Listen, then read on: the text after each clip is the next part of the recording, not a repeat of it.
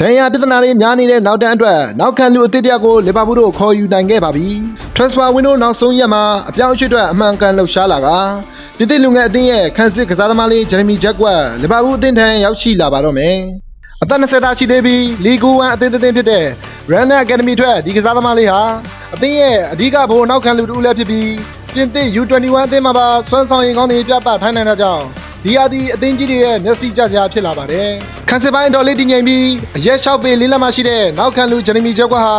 အမြင့်ပိုင်းဘောလုံးချင်းတုံးမှုတွေမှာအလွန်အားသာပြီးခေါင်းတိုက်သွင်းကိုရှို့လဲသွင်းယူနိုင်ပါသေးတယ်။ဘောပလင်းပိုင်းမှာအတော်ထူးချွန်တာကြောင့်ဘောလုံးကင်ကစားကလိုအပ်သလိုဖြန့်ဝေမှုတွေလည်းလုပ်နိုင်ပါတယ်။ဂျက်ကွက်အနေနဲ့လောင်ဘောပေးမှုတွေအင်မတန်တိကျပြီးခန်းစစ်မှတိုက်စစ်ဓာတ်ရိုက်ကူးပြောင်းမဲ့ကစားဟန်တွေမှာဆိုအလွန်အရေးပါလာပါတယ်။တပတ်စစ်ပိုင်းမှာလည်းဘလို့တိုက်စစ်ကိုမဆိုကောင်းစွာကင်တွယ်နိုင်စွမ်းရှိပြီးမြေပြင်ဘောလုံးချင်းတုံးမှုတွေကိုပါတည်တည်တက်တက်လုပ်နိုင်တာပါ။ပြိုင်မဲ့တိုက်စစ်ရဲ့ဘောလုံးလမ်းကြောင်းကိုကြိုတင်တွက်ဆနိုင်တဲ့မြန်မာက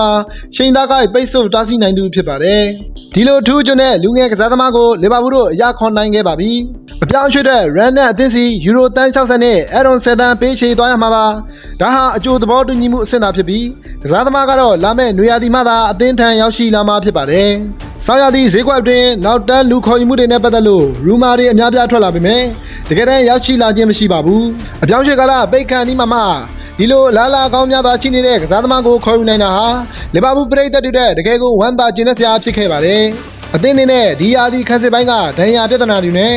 ကစားသမားတွေရဲ့စွမ်းဆောင်ရည်မတည်ငြိမ်မှုတွေကြောင့်တွင်းကိုတွေအများပြားခွင့်ပြုနေခဲ့ရပါတယ်။နောက်ရာသီမှာတော့ဒီလိုခန်းစစ်ပိုင်းပြဿနာတွေအတွက်နောက်ကလူဂျယ်ရမီဂျက်ကွက်ဟာအဖြစ်တည်းဖြစ်လာမလားစောင့်ကြည့်သွားရတော့မှာပါ။ပရိသတ်တို့ကဒီကစားသမားလေးပေါ်ဘလို့ထင်မြင်မိကြပါသလဲ။ကိုမမဝင်ရောက်ဆွေးနွေးသွားလို့ရပါတယ်။အသစ်တွေအတွက်ကျွန်တော်ရဲ့ channel လေးကို like and follow လေးလုပ်သွားပေးခဲ့ကြပါဦး။အားလုံးကိုကျေးဇူးအထူးတင်ပါတယ်။